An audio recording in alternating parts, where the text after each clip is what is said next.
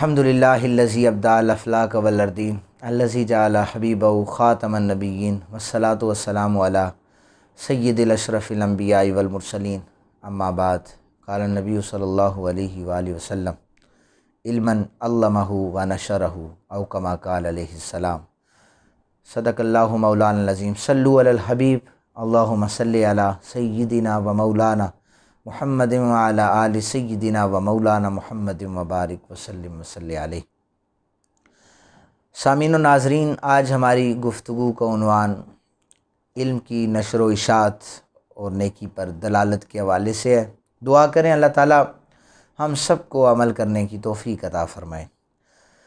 हज़रत सैयदना अबू हुरैरा रज़ियल्लाहु ताला अन्हु हदीस पाक के रावी हैं कि नबी अकरम सल्लल्लाहु अलैहि वसल्लम ने फ़रमाया, बेशक वो अमल, वो नेकियां जिनका सवाब मोमिन को मरने के बाद भी मिलता रहता है, वो चंद हैं जो मैं आप हज़रात के सामने पेश करता हूँ। पहले मैंने हदीस जो तिलावत की है वो पढ़ देता हूँ।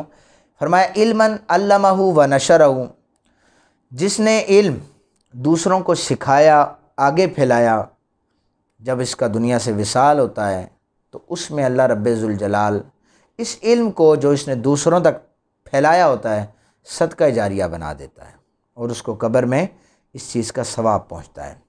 फरमाया, नेक औलाद जिसको तुम पढ़ाते हो, पीछे छोड़ जाते हो, जब वो नेक औलाद कुरान पढ़ती है उसका भी सवाब कब्र में पहुंचता है।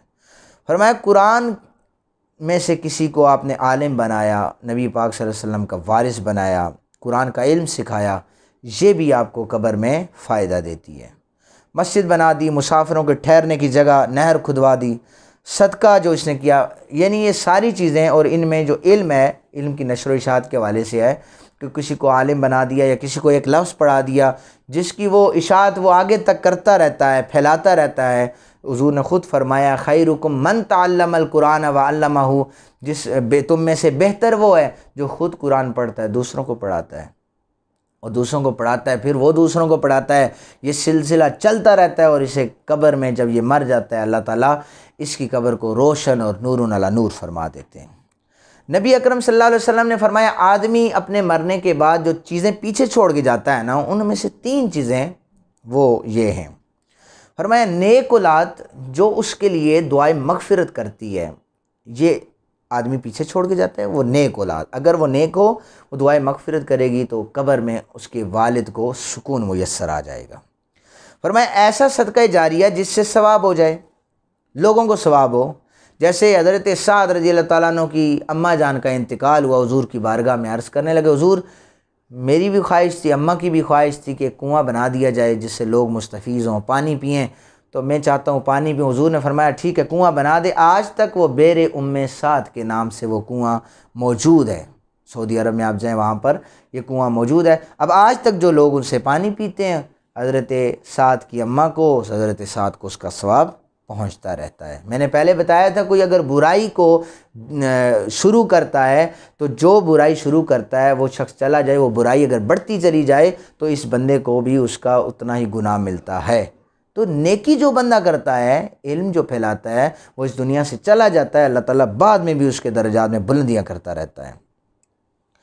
नबी अकरम सल्लल्लाहु अलैहि वसल्लम हज़रत अनस बिन मालिक इस हदीस पाक के रावी हैं। फरमाया कि मैं तुम्हें सबसे बड़े सखी के बारे में ना बताऊं?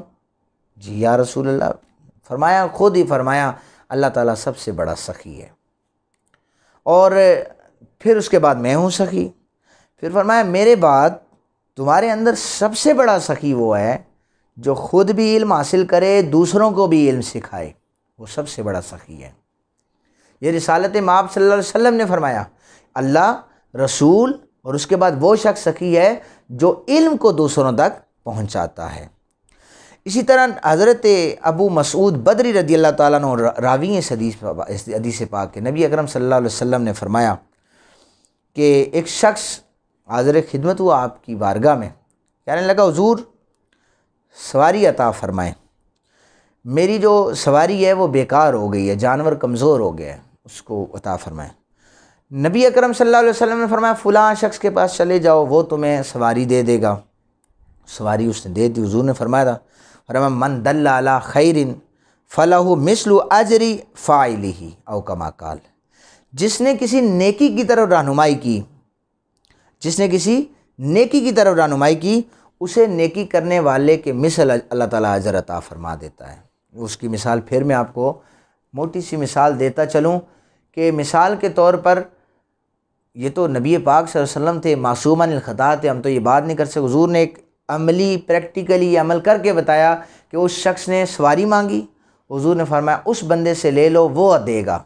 अब हुज़ूर बताने वाले थे, जिसने सवारी दी उसने तो प्रैक्टिकली काम किया है, उसको अजर तो होगा क्योंकि उसने सवारी दी है। लेकिन नेकी की तरफ जिस शख्स ने बताया है कि वो सवारी देगा, उसे भी अल्लाह ताला अजर व सवाब अता फरमा देंगे। इसलिए नेकी के काम करते रहें, दीन के काम करते रहें, दीन की इशाअत करते रहें, तबलीग करते रहें।